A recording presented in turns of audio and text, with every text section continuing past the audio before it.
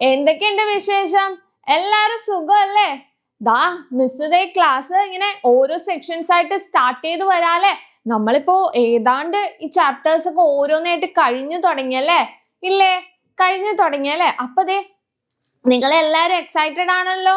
And also നിങ്ങളെല്ലാരും പഠിക്കണില്ലേ? Excited ആണോ എന്ന് മിസ് ചോദിക്കാൻ കാരണം ക്രിസ്മസ് വന്നെയല്ലേ? അതെ, ക്രിസ്മസ് വന്നെയാണ്. ആ ഒരു എക്സൈറ്റ്മെന്റ് എല്ലാവർക്കും ഉണ്ട്. ക്രിസ്മസ് മാത്രമല്ല, നമ്മുടെ ന്യൂ ഇയറും വന്നെയല്ലേ? പുതിയ വർഷം. എല്ലാരും ഒരു പടി മുമ്പിലേക്ക് വരാം. ഇപ്പോൾ ഉള്ള ഏജിൽ നിന്ന് ഒരു പടി മുന്നിലേക്ക് വരാം അല്ലെ?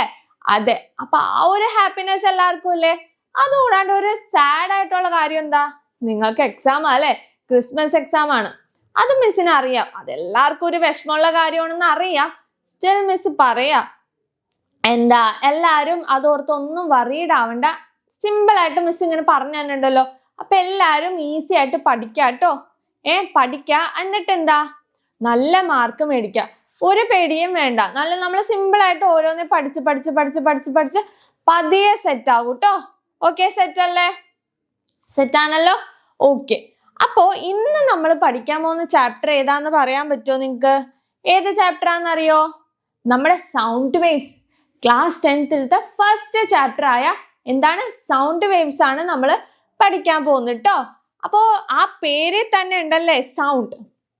സൗണ്ടിനെ കുറിച്ചാണ് നമ്മൾ പഠിക്കാൻ പോകുന്നത്. അപ്പൊ സൗണ്ട് എന്ന് പറഞ്ഞാൽ എന്താ? സൗണ്ട് എന്ന് പറഞ്ഞാൽ it's A form of energy ആണ്. എന്താണ്? It's A form of energy that gives out as A vibration.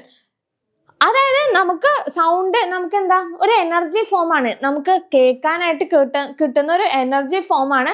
അത് എന്ത് ഫോമിലാണ് നമുക്ക് വരിക? വൈബ്രേഷൻ ഫോമിലാട്ടോ വരുന്നുണ്ടാവുക. അപ്പൊ എന്താ? Sound is a form of energy that gives us to sense of hearing. അതെ, നമുക്ക് സൗണ്ട് എന്താ കേൾക്കാൻ പറ്റും അല്ലെ? നല്ല രീതിക്ക് കേൾക്കാൻ പറ്റില്ലേ? അപ്പൊ അതിനാണ് എന്ത് സൗണ്ട് എന്ന് പറയാം. അപ്പൊ നമുക്ക് മിസ് ജസ്റ്റ് ഒരു ഇൻട്രൊഡക്ഷൻ പോലെ പറഞ്ഞോളൂ കേട്ടോ. എന്താണ് സൗണ്ട്? സൗണ്ട് എന്ന് വെച്ചാൽ എന്താ? സൗണ്ട് എന്ന് വെച്ചാൽ ഒരു ഫോം ഓഫ് എനർജി ആണ്. അതെന്താ? നമുക്ക് സെൻസ് ഓഫ് ഹിയറിംഗ്, നമുക്ക് കേൾക്കാനായിട്ട് അതുകൊണ്ട് പറ്റും അല്ലെ? സൗണ്ട് വന്നത് എങ്ങനെയാ? വൈബ്രേഷൻ വഴിയാണ് വന്നത്. ആൻഡ് ഓൾസോ മിസ് ഇതൊക്കെ പറയാൻ കാരണം സ്റ്റാർട്ടിങ് നമുക്ക് കുറച്ച് ബേസിക് ആയിട്ടുള്ള കാര്യം ഉണ്ട്. എന്താണ് ബേസിക് ആയിട്ടുള്ള കാര്യമുണ്ട്? അത് പറഞ്ഞിട്ട് വേണം നമുക്ക് ചാപ്റ്ററിലേക്ക് തുടങ്ങാൻ. ഓക്കെ, സെറ്റ് അല്ലേ? ഓക്കെ. അപ്പൊ സൗണ്ട് എന്ന് പറയുന്നത് എന്താ? Sound is a form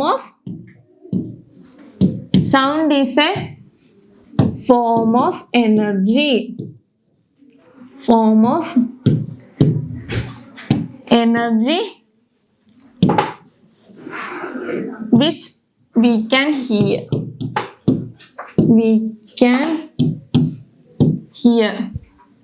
Sense. Sense using ear.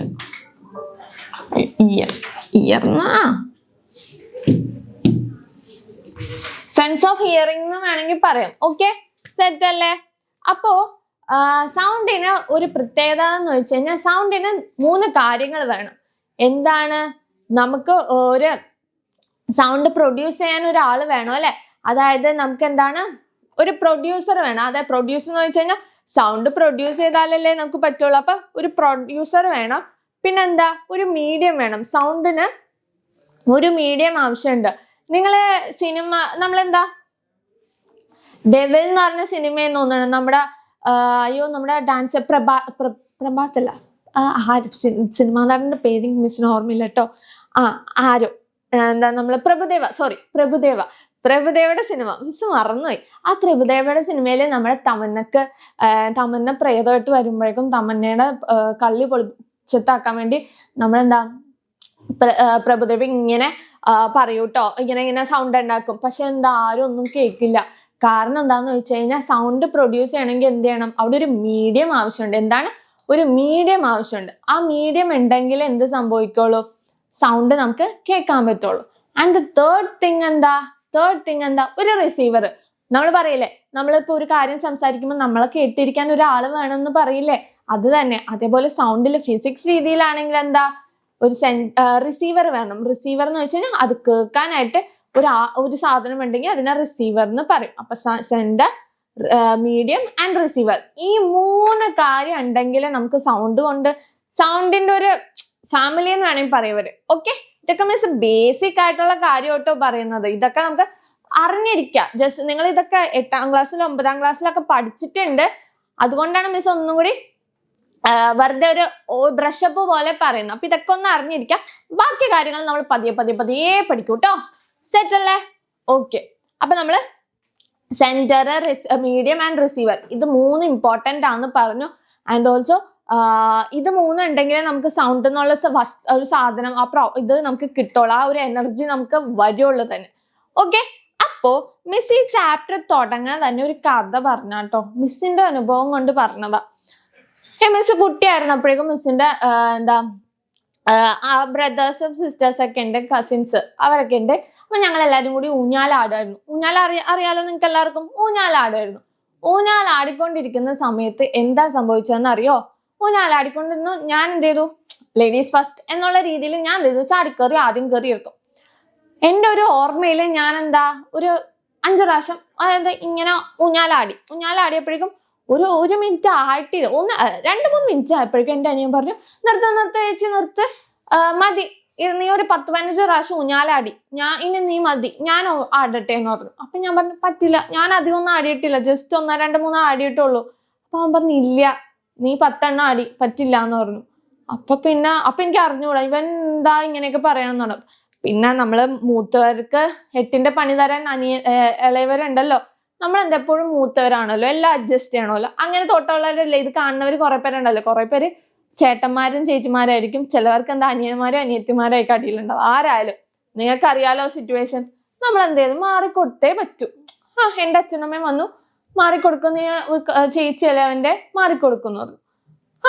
പോട്ടെ, എനിക്ക് അപ്പോഴും മനസ്സിലായില്ല ഇവൻ എന്ത് 10-15 പ്രാവശ്യം എന്നൊക്കെ പറഞ്ഞാൽ എനിക്കൊന്നും മനസ്സിലായില്ല. പക്ഷെ ഞാൻ പോട്ടെ, സാരില്ല എന്നുള്ള ഇതിൽ ഞാൻ അങ്ങനെ മാറിക്കൊടുത്തു. പക്ഷെ പിന്നീടാണ് ആ നഗ്നശക്തി അറിഞ്ഞത്. അന്ന് അവൻ കണക്കൂട്ടിയ തെറ്റായിരുന്നു. അവൻ എങ്ങനെ കണക്കൂട്ടിയെന്ന് അറിയോ? അവൻ എങ്ങനെ കണക്കൂട്ടിയത്? അവൻ എന്ത് ചെയ്തു? ഊഞ്ഞാല് 1, ഇതാണ് ഊഞ്ഞാല്. ഇവിടെ നിന്ന് ഇങ്ങനെ പോയി, ഇങ്ങനെ തിരിച്ചു വന്നു, തിരിച്ചു പോയി, ഇങ്ങനെ വന്നു. അപ്പൊ ഇത് 1, 2, അതായത് 1, 2, പിന്നെ ഇവിടെ നിന്ന് ഇങ്ങോട്ട് പോയത് 3. അങ്ങനെ അവൻ എണ്ണിക്കൊണ്ടിരിക്കുക. അതായത് ഇങ്ങോട്ട് പോയപ്പോ 1, പിന്നെ ഇങ്ങോട്ട് വന്നപ്പോ 2, പിന്നെ അങ്ങോട്ട് പോയപ്പോ 3. അങ്ങനെ എണ്ണുമ്പോ 10 അല്ല, ഞാൻ 20 പ്രാവശ്യം ആടിയിട്ടുണ്ടാവും. അത്രേ ഉണ്ടായിരുന്നു. പക്ഷെ അന്നും ഞാനൊരു പൊട്ടത്തിയായിരുന്നു. അതുകൊണ്ട് എന്താ, ഞാനും അത് വിശ്വസിച്ചു, അങ്ങനെയൊക്കെ ആയിരിക്കും എന്നുള്ള ഇതിൽ ഞാൻ പോയി. പിന്നീടാണ് ആ നഗ്ന സത്യം ഞാൻ അറിഞ്ഞത്. എന്താ, അവനന്ന് കണക്കൂട്ടിയതും ഞാൻ അന്ന് വിചാരിച്ചിരുന്നു രണ്ടും തെറ്റാന്ന്. കാരണം എന്താ, ഓസിലേഷൻ എന്ന് പറയുമ്പോൾ അതിന്റെ പ്രത്യേകത എന്താന്ന് വെച്ച് കഴിഞ്ഞാൽ, നോക്കിയേ, ഇതാണ് ഒരു ഊഞ്ഞാല്. ഈ ഊഞ്ഞാലില് നമുക്കറിയാം ഈ ഓ എന്ന് പറയുന്നതാണ് എന്ത്, അതിന്റെ ഒറിജിൻ ആണ് പറയാം. ഒറിജിൻ. ഈ ഒറിജിനിൽ നിന്നും ഇങ്ങോട്ടേക്ക് മാക്സിമം പോകുന്നു, തിരിച്ചു വരുന്നു, പിന്നെയും ബാക്കിലേക്ക് മാക്സിമം പോകുന്നു, തിരിച്ചു വരുന്നു. ഇതിനെയാണ് നമ്മൾ എന്ത് പറയാം? 1 ഓസിലേഷൻ എന്ന് പറയാം. എന്താണ്? ഒരു ഊഞ്ഞാല് അതിന്റെ മിനിമത്തിൽ നിന്നും മാക്സിമം പോകുന്നു ഒരു സൈഡിലേക്ക്, ദെൻ തിരിച്ച് മിനിമത്തിലേക്ക് വരുന്നു, പിന്നെ അതിന്റെ ബാക്ക് സൈഡിൽ മാക്സിമത്തിലേക്ക് പോകുന്നു, പിന്നെ തിരിച്ച് മിനിമത്തിലേക്ക് വരുന്നു. ഇതിനെയാണ് എന്ത് പറയാ? ഓസിലേഷൻ എന്ന് പറയാം. പക്ഷെ നമ്മൾ ഇത്രയും നാളെ അങ്ങനെയൊന്നും അല്ലല്ലോ കരുതിയത്. അപ്പൊ എന്താ തെറ്റുപറ്റി? അപ്പോ നമുക്ക് നോക്കാം. What type of motion does the swing have? സ്വിങ്ങിന് എന്താ ഒരു ഓസിലേഷൻ അല്ലേ, അതായത് ഇങ്ങനെ ആടുകയല്ലേ ചെയ്യാ, അല്ലാണ്ട് കറങ്ങല്ലല്ലോ ചെയ്യണം. അങ്ങനെ ചെയ്യണ കുറ്റം കെട്ട കുട്ടികളുണ്ട് കേട്ടോ, ഇങ്ങനെ ഊഞ്ഞാലി കിടന്ന് ഇങ്ങനെ കറങ്ങുക. കുരുത്തക്കേടല്ല, അതൊരു ഫൺ തന്നെയാണ്. ഓക്കെ, അതിങ്ങനെ കിടന്ന് ആടണ അതല്ല. നമുക്ക് ഓസിലേഷൻ, സാധാ ഊഞ്ഞാലിന്റെ ഓസിലേഷൻ എങ്ങനെയാ? ഇങ്ങനെ പോയി ഇങ്ങനെ വരിക എന്നുള്ളതല്ലേ. അപ്പൊ ഇതാണ് ഓസിലേഷൻ. ആണ് എന്ത്? ഓസിലേഷൻ ആണ് സ്വിങ്ങിന്റെ മോഷൻ എന്ന് പറയാം. ഓക്കെ, സെറ്റ് അല്ലേ? പിന്നെ what is the initial position of the swing when it is start oscillation from it's free state? അതായത് ഈ കേസിൽ ഇതിന്റെ സ്റ്റാർട്ടിംഗ് പോയിന്റ് എന്ന് പറയുന്നത് ഏതാ? ഓ അല്ലേ, അതായത് ഒറിജിൻ അല്ലേ. അപ്പൊ ഇതിന്റെ സ്റ്റാർട്ടിംഗ് പൊസിഷൻ ഏതാ? ഓ. In the figure, what is the maximum displacement to one side from the equilibrium position? What is the maximum displacement? Maximum displacement എന്ന് പറഞ്ഞു കഴിഞ്ഞാൽ ആ സ്വിങ് എത്രത്തോളം നീങ്ങി, എത്ര ഡിസ്റ്റൻസ് വരെ പോയി, അതാണ് അതിന്റെ മാക്സിമം ഡിസ്പ്ലേസ്മെന്റ് എന്ന് പറയുന്നത്. എത്ര മാക്സിമം ഡിസ്പ്ലേസ്മെന്റ്? സീറോ നിന്നും ബി വരെ പോയത്. ആ മാക്സിമം ഡിസ്പ്ലേസ്മെന്റ് എത്ര? എ അല്ലേ? കാണുന്നില്ല എല്ലാരും? അപ്പൊ എ അല്ലെ മാക്സിമം ഡിസ്പ്ലേസ്മെന്റ്. അതായത് എത്ര നീളം അല്ലെ എത്ര ദൂരം വരെ ആ ഊഞ്ഞാല് നീങ്ങി, അതിനാണ് നമ്മൾ മാക്സിമം ഡിസ്പ്ലേസ്മെന്റ് എന്ന് പറയാം. അപ്പൊ നമുക്ക് എന്ത് പറയാം? എ അല്ലെ ഒരു സൈഡിലേക്ക് പോകുന്ന മാക്സിമം ദൂരത്തെയാണ് നമ്മൾ എന്ത് പറയാ? മാക്സിമം ഡിസ്പ്ലേസ്മെന്റ് എന്ന് പറയണ്ടാവും ട്ടോ. അപ്പൊ അതേ നോക്കിയേ, oscillation is A periodic motion in which object moves to and fro at a regular interval of time about its equilibrium position. എന്താണ് ഓസിലേഷൻ എന്ന് പറയുന്നത്? ഒരു ടു ആൻഡ് ഫ്രോ മോഷൻ ആണ്. മിസ് പറഞ്ഞല്ലോ ടു ആൻഡ് ഫ്രോ മോഷൻ ആണ്. കാരണം എന്താ? കണ്ടോ, ഇതാണ് എന്റെ ഇനീഷ്യൽ പൊസിഷൻ. ഇവിടെ നിന്ന് ഇങ്ങനെ പോയി തിരിച്ചു വരുന്നു, അപ്പൊ ടു ആൻഡ് ഫ്രോ മോഷൻ. കണ്ടോ, ഇവിടെ നിന്ന് പോയി തിരിച്ചു വന്ന് തിരിച്ചു ബാക്കിലേക്ക് പോയി തിരിച്ചു ആ സെയിം പൊസിഷൻ, അതായത് അതിന്റെ ഇനീഷ്യൽ പൊസിഷനിൽ വന്ന് നിൽക്കുന്നത്, അതാണ് എന്ത്? നമ്മള് ഒരു ഓസിലേഷൻ എന്ന് പറയട്ടോ. സെറ്റ് അല്ലേ? അപ്പൊ ഓസിലേഷൻ എന്ന് വെച്ചാൽ എന്താ? Oscillation is A periodic motion in which and objects move two and fro at A regular interval of time about it's equilibrium position. Equilibrium പൊസിഷനിലേക്ക് വരാനുള്ള ഒരു ടു ആൻഡ് ഫ്രോ മോഷൻ എന്താ? ഒരു ടൈം ഇന്റർവെൽ വെച്ച് നമുക്കറിയാം, മൂവ് ചെയ്യുമ്പോൾ അവിടെ ഒരു ടൈം പ്രൊഡക്ഷൻ ഉണ്ടല്ലോ. അപ്പൊ ഒരു ടൈം ഇന്റർവെല്ലിൽ വെച്ച് ടു ആൻഡ് ഫ്രോ മോഷനെയാണ് എന്ത് പറയാ? നമ്മള് ഓസിലേഷൻ എന്ന് പറയാം.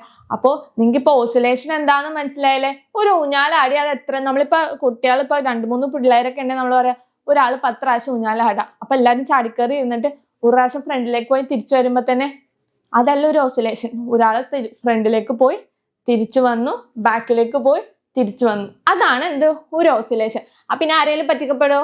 ഇനി നിങ്ങൾക്ക് സിബ്ലിങ്സ് ഉണ്ട്, അല്ലെങ്കിൽ ഇങ്ങനെ ആരെങ്കിലും നിങ്ങളെ പറ്റിക്ക, ഇങ്ങനെ ഇതല്ല മതി ഞാൻ 10 പ്രാവശ്യം ഊഞ്ഞാലാടി എന്നൊക്കെ പറഞ്ഞാൽ അപ്പൊ തന്നെ പറയാം, ഇല്ല എനിക്ക് ഫിസിക്സിൽ ഞാൻ എൻ്റെ മിസ് പറഞ്ഞിട്ടുണ്ട് ഇതാണ് ഓസിലേഷൻ എന്ന്, ഞാൻ ഇത്ര പ്രാവശ്യം ഊഞ്ഞാലാടും എന്ന് പറയണോട്ടെ എല്ലാരും. ഓക്കെ, സെറ്റ് അല്ലേ? Okay okay.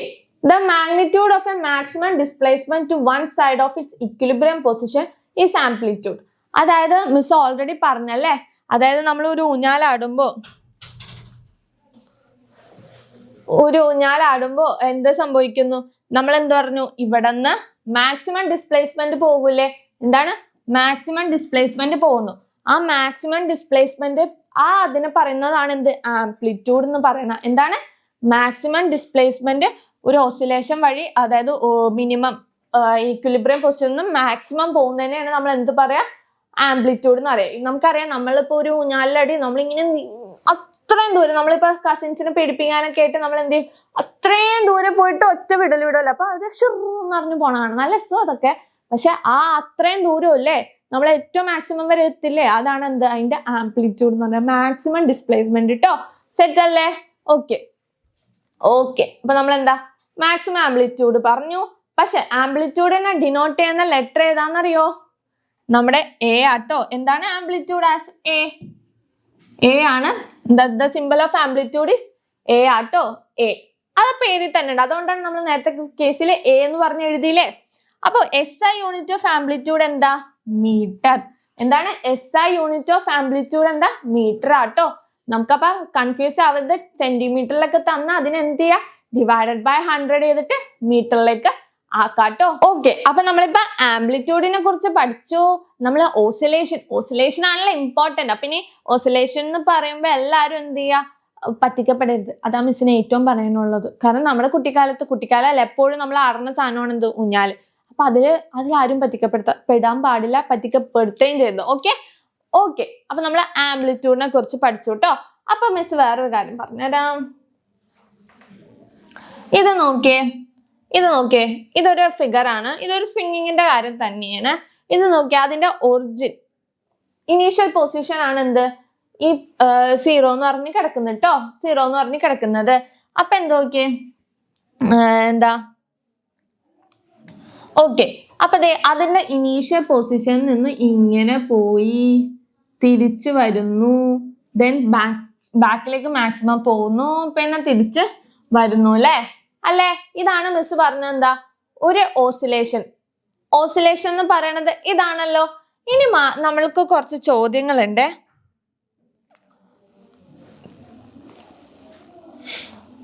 What if the counting start from A?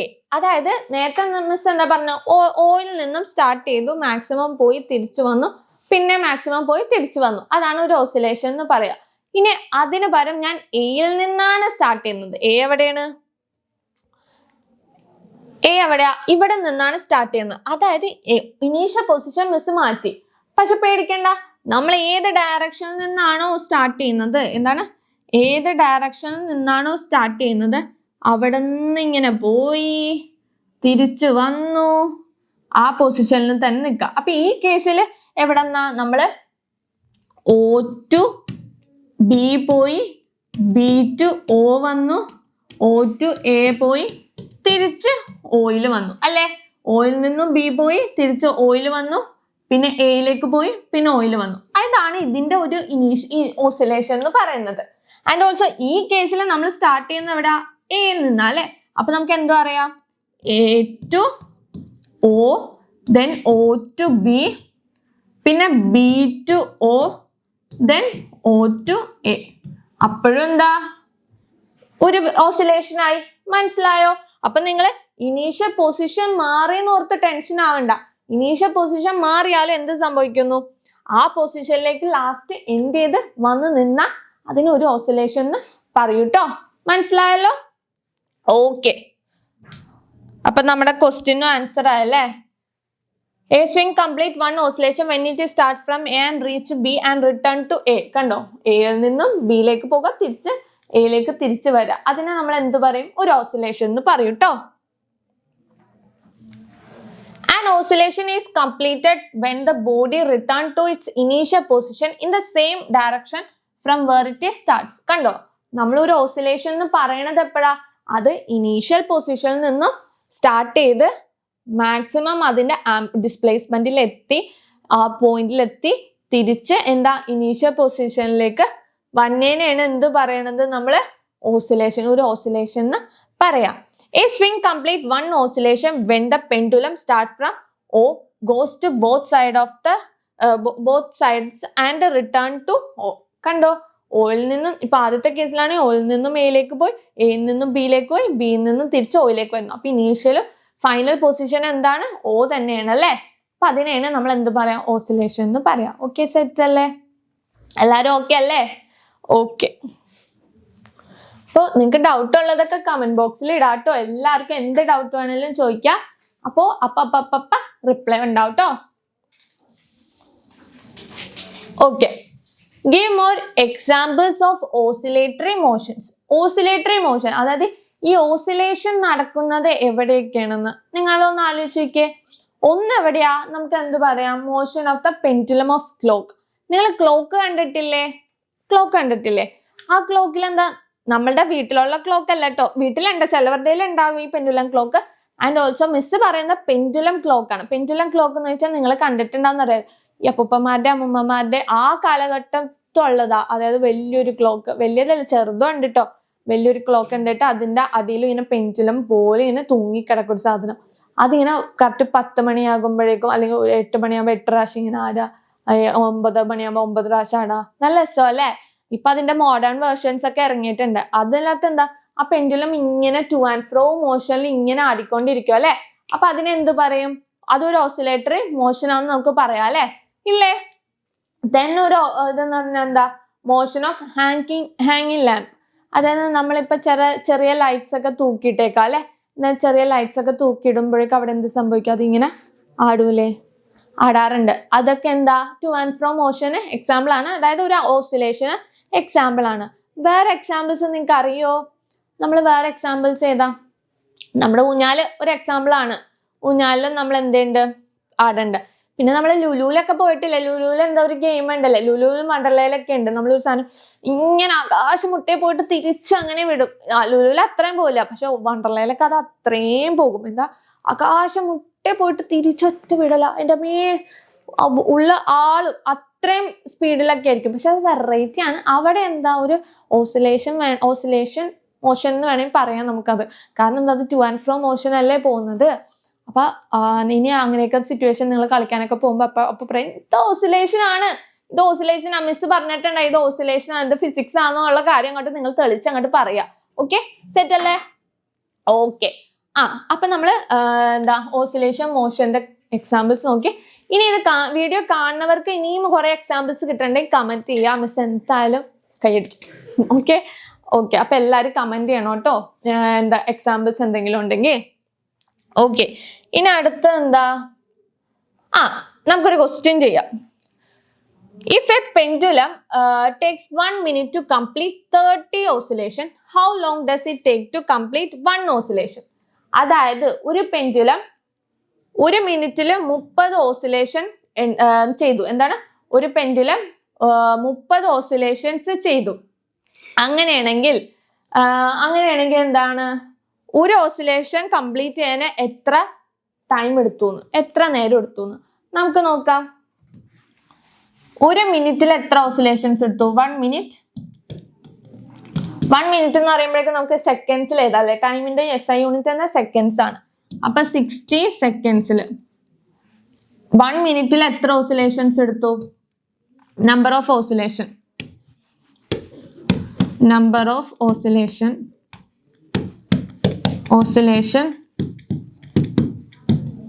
In 1 minute ആണ്, 60 സെക്കൻഡ്സ് ആണ്.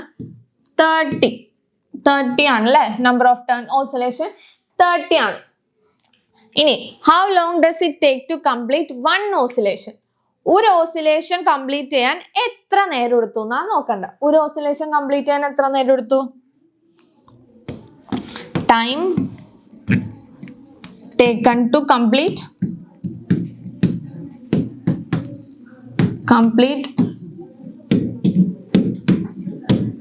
1 oscillation.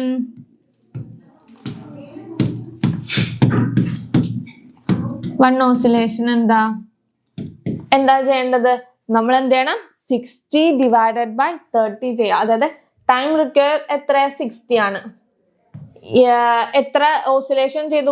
60 സെക്കൻഡ്സിൽ എത്ര ഓസിലേഷൻ ചെയ്തു? 30 ഓസിലേഷൻ അല്ലേ? അപ്പൊ നമുക്ക് എന്ത് പറയാം? 0 പോയി 6 2ന്റെ ടേബിൾ 2 സെക്കൻഡ്സ്. മനസ്സിലായോ? അതായത് ഒരു ഓസിലേഷൻ ചെയ്യാൻ എത്ര നേരം എടുത്തു? 2 സെക്കൻഡ്. എന്താണ്? ഒരു ഓസിലേഷൻ ചെയ്യാൻ 2 സെക്കൻഡ്സ് എടുത്തു. മനസ്സിലായില്ലേ? അപ്പൊ എന്താ ഇവിടെ ആദ്യം നമ്മൾ എന്താ ഒരു മിനിറ്റിൽ എത്ര ഓസിലേഷൻ ചെയ്തു നോക്കാം. 30 ഓസിലേഷൻ. നമുക്കറിയാം ടൈം SI യൂണിറ്റ് സെക്കൻഡ്സ് ആയതുകൊണ്ട് നമ്മൾ എന്ത് ചെയ്തു? 60 സെക്കൻഡ്സിലേക്ക് മാറ്റി. Okay.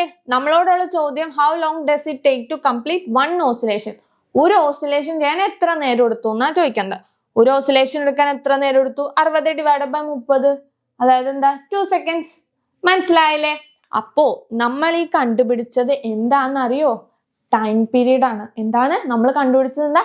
Time period. Time period എന്ന് വെച്ചാൽ എന്താണെന്ന് നിങ്ങൾക്ക് മനസ്സിലായോ? The time taken for 1 oscillation is called periods. It is symbol is T. SI unit of period is seconds. അപ്പൊ എന്താണ്? ഒരു ഓസിലേഷൻ ചെയ്യാൻ എടുക്കുന്ന ടൈമിനെ നമ്മൾ എന്ത് പറയും? പീരീഡ് എന്ന്. എന്താണ്? നമ്മൾ ഒരു ക്ലാസ്സിൽ ക്ലാസ് 1 പീരീഡ് 2 പീരീഡ് 3 പീരീഡ് എന്ന് പറയില്ല. അതായത് ഒരു സബ്ജക്റ്റ് എടുക്കാൻ ഉള്ള ടൈമിനെയാണ് നമ്മൾ പീരീഡ് എന്ന് പറയുന്നത്. അതേപോലെ ഒരു ഓസിലേഷൻ എടുക്കാനുള്ള ടൈമിനെയാണ് നമ്മൾ എന്ത് പറയാ? പീരീഡ് എന്ന് പറയാട്ടോ. എന്താണ്? ഒരു ഓസിലേഷൻ എടുക്കാൻ ഉള്ള ടൈമിനെയാണ് നമ്മൾ എന്ത് പറയാ? പീരീഡ് എന്ന് പറയാട്ടോ. അതിന്റെ ഡിനോട്ട് ചെയ്യുന്ന ലെറ്റർ ഏതാ? ടി. എന്താണ്? T. SI unit of period എന്താ? സെക്കൻഡ്സ്. എന്താണ്? SI unit of period second. ടൈമിന്റെ ഓൾമോസ്റ്റ് എല്ലാ കേസിലും SI യൂണിറ്റ് എന്താ? സെക്കൻഡ്സ് ആട്ടോ. അപ്പൊ നമ്മളിപ്പോ എന്ത് പഠിച്ചു? ടൈമിനെ കുറിച്ച് പഠിച്ചു അല്ലെ? അല്ല, പീരീഡിനെ കുറിച്ച് പഠിച്ചു. പീരീഡ് ടൈം പീരീഡ് എന്ന് വേണമെങ്കിൽ പറയാറുണ്ട് കേട്ടോ. അപ്പൊ എന്താ? ഒരു ഓസിലേഷൻ എടുക്കാനുള്ള ടൈമിനെയാണ് നമ്മൾ എന്ത് പറയാ? പീരീഡ് എന്ന് പറയാം. ഓക്കെ, സെറ്റ് അല്ലേ? ഇനി find the number of oscillation the same pendulum complete in 1 second. അതായത് നേരത്തെ നമ്മൾ എന്താ ഒരു ഓസിലേഷൻ എടുക്കാനുള്ള ടൈമാ നോക്കിയത്. എന്താണ്? ഒരു ഓസിലേഷൻ എടുക്കാനുള്ള ടൈമിനെയാണ് നമ്മൾ എന്ത് പറയാ? പീരീഡ് എന്ന് പറഞ്ഞിട്ടുണ്ടായത്. ഇനി ഒരു ഓസിലേഷൻ എന്താ? Number of oscillation taken by the pendulum in 1 second. അതായത് ഒരു സെക്കൻഡിൽ എത്ര ഓസിലേഷൻ നടത്തി എന്നാണ് നമുക്ക് അറിയേണ്ടത്. നമ്മളതിന് 2 സെക്കൻഡിലാണ് ഒരു ഓസിലേഷൻ കഴിഞ്ഞത്. അങ്ങനെയാണെങ്കിൽ 1 സെക്കൻഡിൽ എത്ര ഓസിലേഷൻ ചെയ്തു എന്ന് നോക്കേണ്ടത്. അതെന്താ? സിമ്പിൾ അല്ലേ കണ്ടുപിടിക്കാൻ? നമുക്കറിയാം എന്താ number of oscillation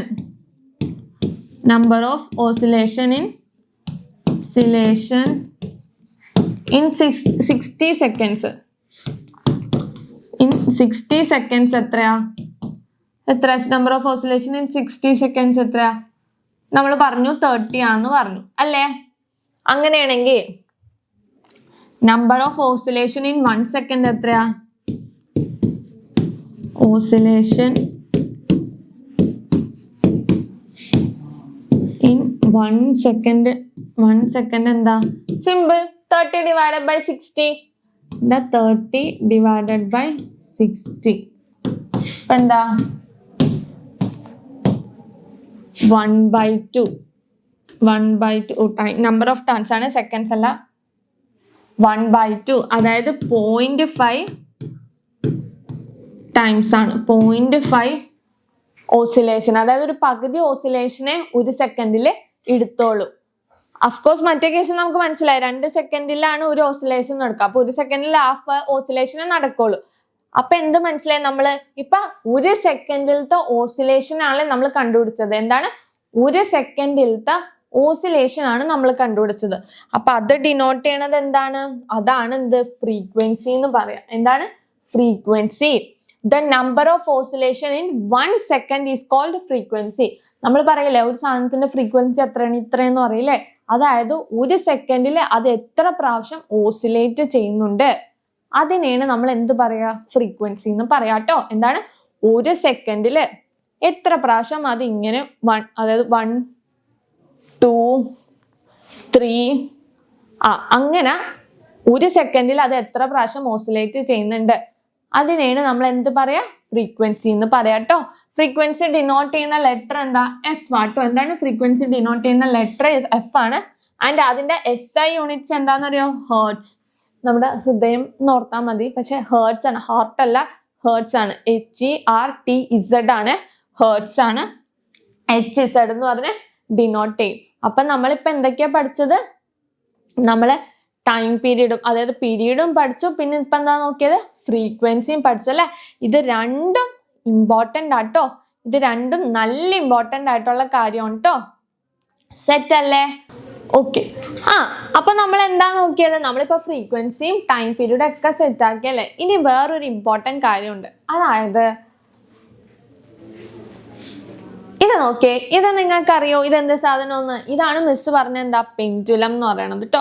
ഇതൊരു ക്ലോക്കിൽ അറ്റാച്ച് ചെയ്ത എന്താ ക്ലോക്കിലെ പെൻഡുലം എന്ന് പറയും. പക്ഷെ ഇത് സിമ്പിൾ പെൻഡുലം എന്ന് പറയും കേട്ടോ. ഇതിനെന്താ പ്രത്യേകത എന്ന് വെച്ച് കഴിഞ്ഞാൽ എന്താ? അതിലൊരു ബോബ് ഉണ്ട്. എന്താ ബോബ് എന്ന് വെച്ച് കഴിഞ്ഞാൽ ഒരു ഉണ്ട പോലത്തെ സാധനം. നല്ല വെയിറ്റ് ഉള്ള സാധനമാണ് കേട്ടോ. അപ്പൊ ഇതൊരു ബോബാണ്. ആ ബോബ് എന്തിലേക്കോ അറ്റാച്ച് ചെയ്ത് വെച്ചേക്കുന്നു. ഒരു കയറ് കെട്ടി ഒരു സ്ഥലത്തേക്ക് അറ്റാച്ച് ചെയ്ത് വെച്ചിരിക്കുന്നു. അത് നമ്മൾ എന്ത് ചെയ്ത് ഇങ്ങനെ നമുക്കിതിങ്ങനെ വലിച്ചിട്ട് വിടാനുള്ള പറ്റൂ കേട്ടോ. അപ്പൊ നമ്മൾ എന്ത് ചെയ്യുക? അതിങ്ങനെ പിടിച്ചിട്ട് വിടുക. അപ്പൊ അതിങ്ങനെ നമുക്കറിയാം ഊഞ്ഞാലാടണ പോലെ ആടും, പിന്നെ വലിച്ചിട്ട് വിടുക, ഊഞ്ഞാലാടണ പോലെ ആടും, അങ്ങനെ ചെയ്യും. അപ്പോ നമ്മൾ നോക്കിയത് എന്താന്ന് വെച്ച് കഴിഞ്ഞാൽ നമ്മളിനി നോക്കാൻ പോകുന്നത് പീരീഡും ഫ്രീക്വൻസി ഒക്കെ കണ്ടുപിടിക്കുക. ഇത് നിങ്ങൾക്ക് ലാബിൽ ചെയ്യാനുള്ളതാണ്. ബട്ട് എക്സാമിന് പക്ഷെ മിസ് റഫായിട്ട് മനസ്സിലാക്കി തരാൻ വേണ്ടിയാട്ടോ ഇതിങ്ങനെ വെച്ചേക്കുന്നത്. അപ്പോൾ പീരീഡിൽ നമ്മൾ പീരീഡിന്റെ ഇക്വേഷൻ എന്തായിരുന്നു? Total time divided by number of oscillation ആണ് കേട്ടോ. എന്താണ് പീരീഡിന്റെ നമ്മൾ കണ്ടുപിടിച്ചപ്പോൾ എങ്ങനെ എഴുതിയത്? നമ്മൾ 60 ഡിവൈഡഡ് ബൈ 30 അല്ലേ? ആ 60 എന്ന് പറയുന്നത് ടോട്ടൽ ടൈം ആണ്. ആൻഡ് 30 എന്ന് പറയുന്നത് നമ്പർ ഓഫ് ഓസിലേഷൻ ആണല്ലേ? അപ്പൊ നമുക്ക് പീരീഡിനെ എങ്ങനെ എഴുതാൻ പറ്റും?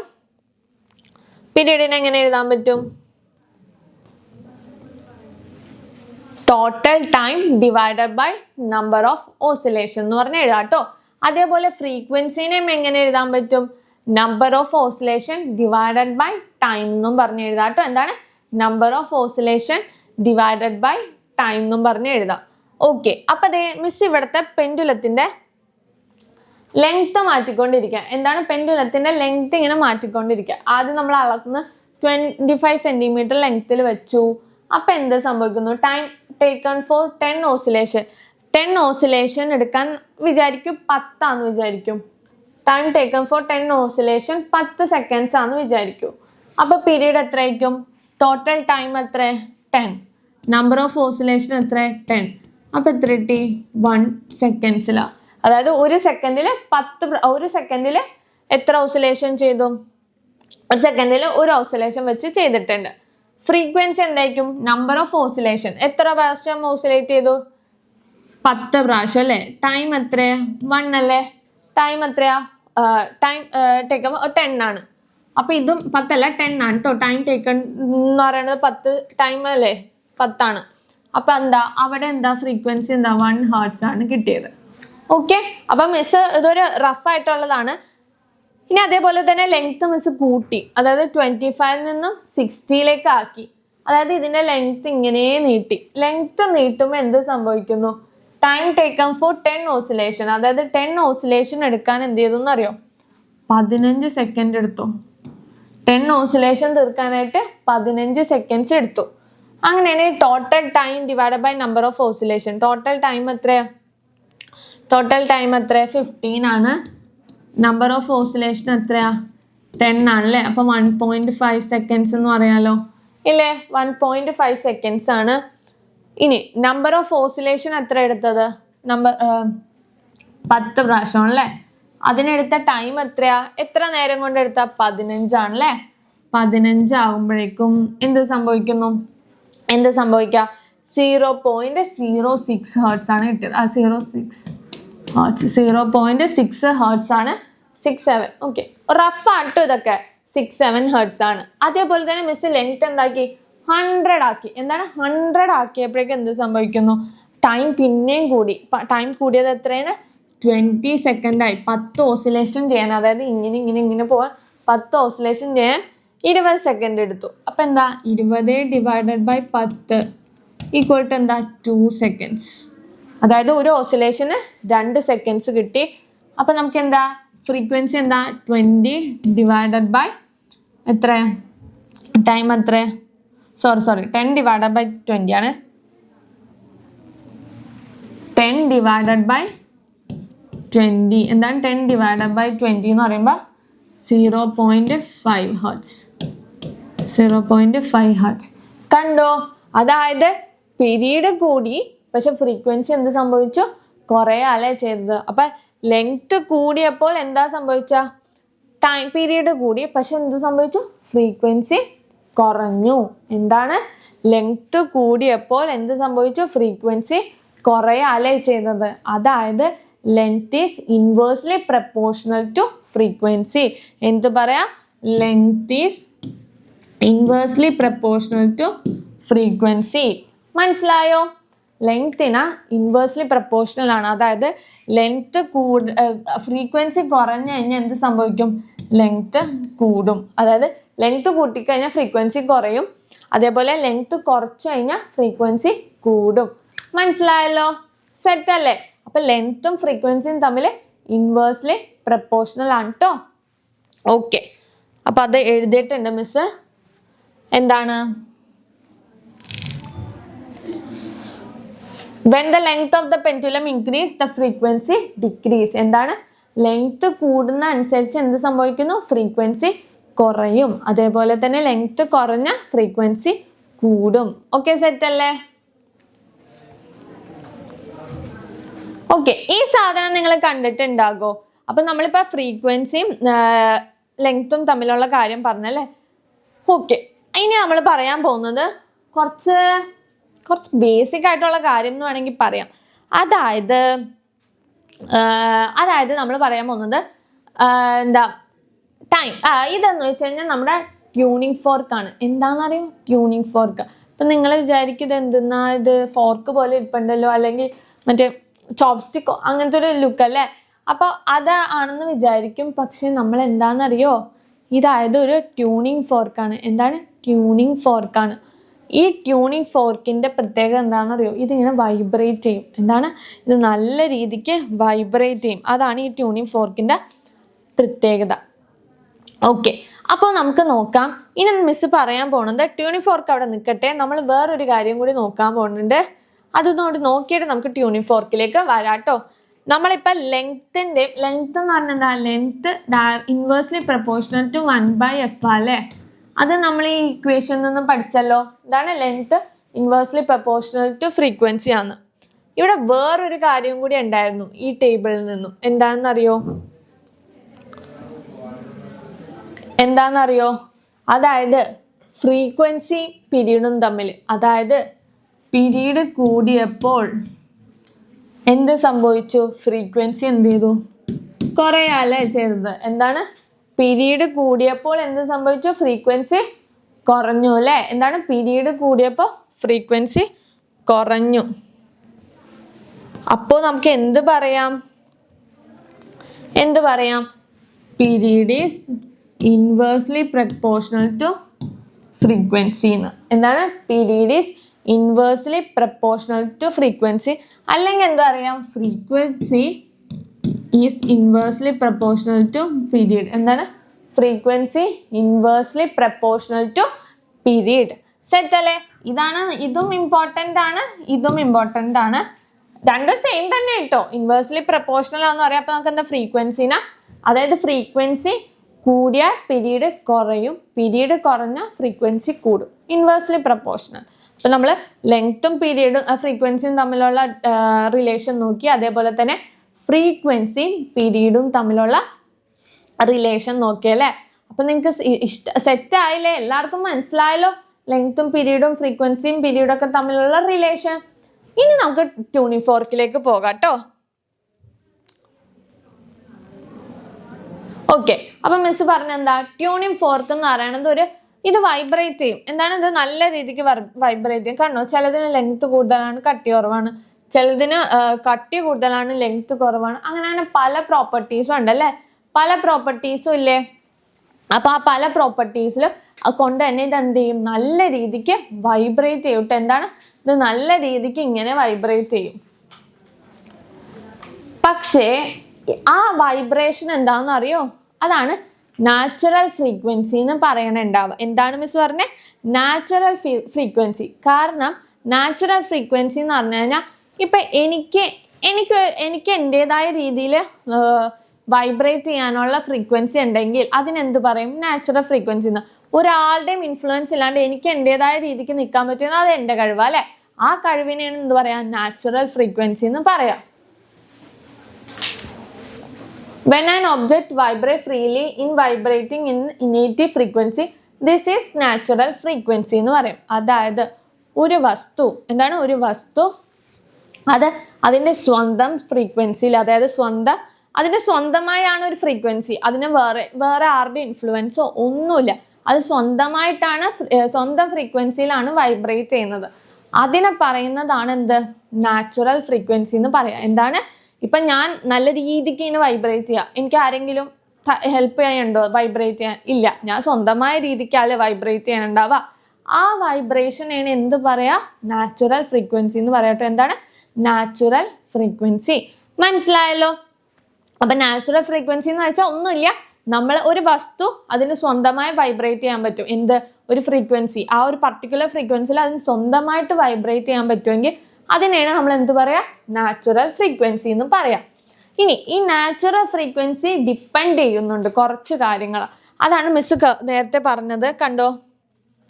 ഇതിനകത്ത് പലതിനും പല സൈസും ഷേപ്പല്ല, പല ലെങ്ത്തും തിക്നെസ്സും ഒക്കെ അല്ലേ. അതിൻ്റെ അർത്ഥം എന്താ? ഈ ഫ്രീക്വൻസി, അതായത് ഈ നാച്ചുറൽ ഫ്രീക്വൻസി, അതായത് ഈ ട്യൂണിംഗ് ഫോർക്കിന് ഒരു ഫ്രീക്വൻസി ഉണ്ട് സ്വന്തമായിട്ട് വൈബ്രേറ്റ് ചെയ്യാൻ. അതേപോലെ ഈ ട്യൂണിംഗ് ഫോർക്കിന് വേറൊരു ഫ്രീക്വൻസി ആയിരിക്കും സ്വന്തമായിട്ട് വൈബ്രേറ്റ് ചെയ്യാൻ. അതേപോലെ ഇതിനൊരു വേറെ രീതിയിലായിരിക്കും. അപ്പോൾ ഇതിനൊക്കെ ഒരു നാച്ചുറൽ ഫ്രീക്വൻസി ഉണ്ട്. പക്ഷെ ചിലവർക്കും വേറെ ആയിരിക്കും, ഫ്രീക്വൻസി മാറും. അപ്പോൾ അതെന്തിനൊക്കെ ഡിപ്പെൻഡ് ചെയ്യണ്ടെന്ന് നമുക്ക് നോക്കാം. What are the factors that depend influence the natural frequency of an object എന്ന് പറഞ്ഞാൽ length of the object. Miss പറഞ്ഞല്ലോ ഫ്രീക്വൻസി. ആ ട്യൂണിംഗ് ഫോർക്കിൻ്റെ കേസിൽ എന്താ? നമുക്ക് ലെങ്ത് ഡിഫറെൻ്റ് ആണെന്ന് അറിയാലോ. ലെങ്ത് എന്താണ്? ലെങ്ത് കൂടുതലാന്ന് പറഞ്ഞല്ലേ മിസ് പറഞ്ഞല്ലോ. ലെങ്ത് കൂടുതലാന്നുള്ള കാര്യം പറഞ്ഞായിരുന്നു. അപ്പം ലെങ്ത് മാറുന്നതനുസരിച്ച് എന്ത് സംഭവിക്കുന്നു? ഫ്രീക്വൻസി മാറും കേട്ടോ. അത് നാച്ചുറൽ ഫ്രീക്വൻസി മാറും. അതേപോലെ സൈസ് ഓഫ് ദ ഒബ്ജക്റ്റ്, സൈസും മാറിക്കഴിഞ്ഞാൽ, അതായത് ആ ഒബ്ജക്റ്റിന്റെ സൈസിൽ വല്ല ചേഞ്ചസ് വരുത്തുക, അങ്ങനെ എന്തെങ്കിലും വന്നു കഴിഞ്ഞാൽ നമുക്ക് എന്താ പറയാ, അതിനെ നാച്ചുറൽ ഫ്രീക്വൻസി മാറാൻ ചാൻസ് ഉണ്ട്. പിന്നെ ഇലാസ്റ്റിസിറ്റി മാറിയ നാച്ചുറൽ ഫ്രീക്വൻസി മാറും. അതേപോലെ നേച്ചർ ഓഫ് ദ മെറ്റൽ, അതായത് ഇപ്പം ഞാൻ ഈ ഒരു വസ്തു എടുത്തു, അതേപോലെ ഈ പേന എടുത്തു, ഈ രണ്ട് പേനക്കും ഒരേ ഫ്രീക്വൻസി ആയിരിക്കും? ഇല്ല. ഇതിന്റെ ചിലപ്പോൾ ഇതിന്റെ ലെങ്ത് ഡിഫറെൻ്റ് ആണ്, തിക്നെസ് ഡിഫറെൻ്റ് ആണ്, ഇലാസ്റ്റിസിറ്റി ഡിഫറെൻ്റ് ആണ്, ആൻഡ് ഓൾസോ ഇതിന്റെ മെറ്റീരിയലും, ഇതും പ്ലാസ്റ്റിക് വേറെ വേറെ രീതിയിലുള്ള മെറ്റീരിയൽസ് ആണ് യൂസ് ചെയ്തിരിക്കുന്നത്. അപ്പൊ ഇതൊക്കെ മാറുന്ന അനുസരിച്ച് ഇതിന്റെ വൈബ്രേറ്റ് ചെയ്യാനുള്ള ഫ്രീക്വൻസിയും എന്തായിരിക്കും, ഡിഫറെൻ്റ് ആയിരിക്കും. അപ്പൊ എന്താണ് നാച്ചുറൽ ഫ്രീക്വൻസി എന്നൊക്കെ മനസ്സിലായാലോ. ഒരാളുടെ ഇൻഫ്ലുവൻസ് ഇല്ലാണ്ട് സ്വന്തമായി വൈബ്രേറ്റ് ചെയ്യാനുള്ള ആ ഒരു ഫ്രീക്വൻസിനെയാണ് നമ്മൾ എന്ത് പറയാ, നാച്ചുറൽ ഫ്രീക്വൻസി എന്ന് പറയാട്ടോ. അപ്പം അത് ഡിപ്പെൻഡ് ചെയ്യുന്ന ഫാക്ടേഴ്സിനെയാണ് നമ്മൾ ഇന്ന് നോക്കിയത്. അപ്പോൾ എല്ലാവർക്കും ഇന്നത്തെ ക്ലാസ് മനസ്സിലായോ? മിസ് ബേസിക് ആയിട്ടുള്ള സൗണ്ട് വേവ്സ് എന്ന് പറഞ്ഞാൽ ആ ചാപ്റ്ററിലെ ബേസിക് ആയിട്ടുള്ള കാര്യത്തിൽ നിന്നാണ് സ്റ്റാർട്ട് ചെയ്ത്. അത് കഴിഞ്ഞ് നമ്മൾ എന്തൊക്കെ പഠിച്ചു?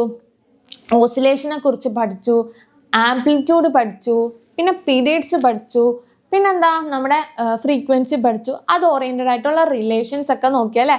അപ്പം ഇത്രയും പഠിച്ചു കഴിഞ്ഞപ്പോഴേക്കും നമ്മൾ ഈ ചാപ്റ്ററിൻ്റെ ഒരു പോർഷൻ എത്തി. ഇനി അടുത്ത സെക്ഷനിൽ മിസ് ബാക്കി ചാപ്റ്ററിൻ്റെ ബാക്കിയായിട്ട് വരാട്ടോ. അപ്പോൾ hope you guys enjoy this video. Okay then by.